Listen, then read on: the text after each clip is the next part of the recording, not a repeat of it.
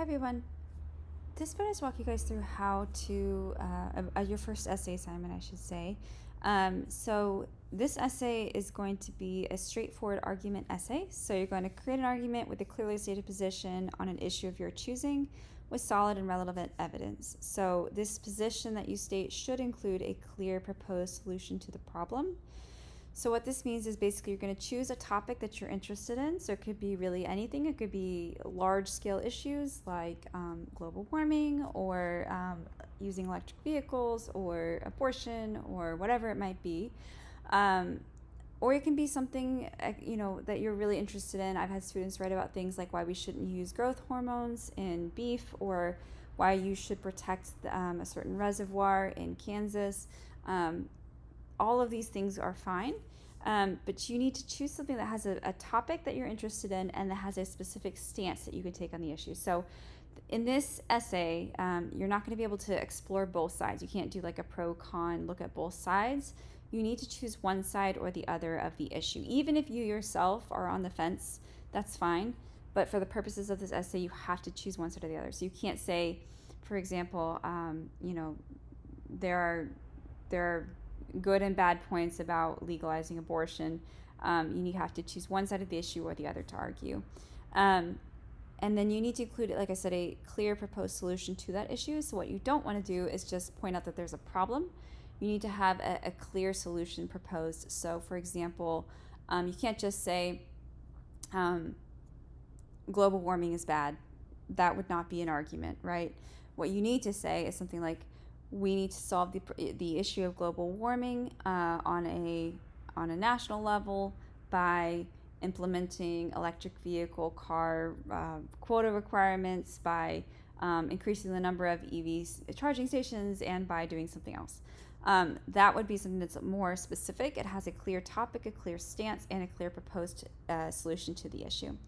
So whatever you pick, remember that it's going to be subject to instructor approval, and that's because not only do I want to make sure you're successful in this essay, but you're going to be taking the same topic and stance and adding research to it in your second essay. So I want to make sure you're set up for success there as well.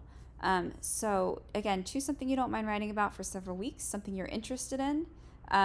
This essay needs to be 2.5 to 3 pages in length and is due on Sunday, June 18th at 11:59 p.m. MLA formatting is required. Everything is checked for plagiarism. And then note that the minimum page number is required. So just that means you have to write to the middle of the on the third page, so 2.5 pages at minimum. You can always write more. You're more than welcome to write more than 3.5 pages if you really want to, but you're certainly not required to. If you write less than this, you will have points taken off. So again, everything must be approved. Your topic must be approved. Proposal must be approved by me. If it's approved, you'll get 100 on the proposal. If it's not approved, I will email you asking you for a revised proposal.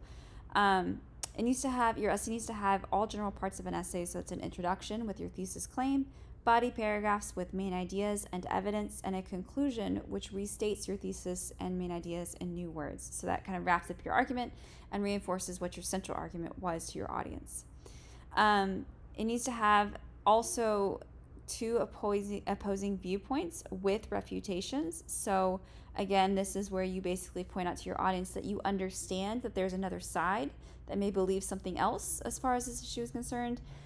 You acknowledge it, and then you refute it. In other words, you disprove it. So you say, however, that's incorrect because blah, blah, blah, blah. If you don't disprove it, then you undercut your own argument. So for example, if I said chocolate is the best flavor of ice cream because it gives you, I don't know, some special vitamin in it or something like that. And then I said, however, I understand that some people choose vanilla because it's a lighter flavor and it's less intense. I'm acknowledging the other side, and then I'm going to disprove it. I'm going to say, however, that is incorrect because chocolate can come in a variety of flavors, including white chocolate, dark chocolate, and some of these can be much lighter and therefore is better than vanilla. That's a silly example, but it gives you guys an idea of how you should be constructing that. So your final submission needs to have an outline. Let me explain that again. I apologize. Your final submission, the grade will include a different assignment you're going to do, which is an outline. So that assignment is actually going to count partially towards part of this grade as well. So what it does is it kind of boosts your grade or gives you a little bit of a buffer with, say, 10 or I can't remember, 10 or 15 points. So that's already going to be submitted as a separate assignment. You don't need to do it. You don't need to submit it here. The only thing you're going to submit when you do submit this is the final essay as a Word document. I say that you don't have to include any sources. If you choose to, that's fine. You can include, say, 1 or 2, but you'll need to make sure they're cited in text, and then in that case, you'll also want to include a bibliography as well. So that's pretty much it. I've given you guys an example outline here just if it's helpful. But like I said, choose something that you're interested in, choose something that you have a very clear, specific stance on, and something that has a proposed solution associated with it as well. And if you have any questions on this, let me know, but go ahead and move on.